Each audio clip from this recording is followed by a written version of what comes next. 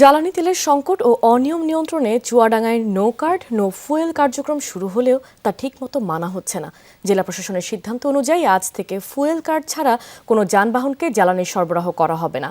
তবে সকাল থেকে বিভিন্ন ফিলিং স্টেশনে গ্রাহকদের ভিড় থাকলেও কার্ড প্রদর্শন করতে দেখা যায়নি। এমনকি তেল পাম্প কর্তৃপক্ষ ও পুলিশ সদস্যদেরও এ বিষয়ে কোনো আগ্রহ দেখা যায়নি। এদিকে সংশ্লিষ্টরা বলছেন, জ্বালানি তেলের সুষ্ঠু ব্যবস্থাপনা, কালোবাজারের রোধ এবং অতিরিক্ত মজুদ বন্ধ করতেই নো কার্ড নো ফুয়েল কার্যক্রমের উদ্যোগ। ফুয়েল কার্ডে উল্লেখ থাকবে গ্রাহক কোন তারিখে ও কত পরিমাণ তেল নিয়েছেন, যা নিয়ন্ত্রণে সহায়ক হবে বলেও মনে করছেন সংশ্লিষ্টরা। এর আগে নির্ধারিত সময় পর্যন্ত জেলা প্রশাসন ও উপজেলা পর্যায় থেকে এসব কার্ড বিতরণ করা হয়েছে।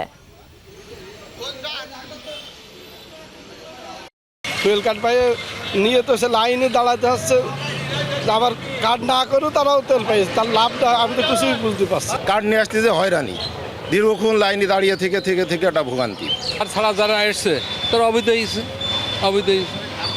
আমি কার্ড নিয়ে এসেছি, তার কারণ কি শুনলাম যে রোববার থেকে কার্ডের তেল দেবে।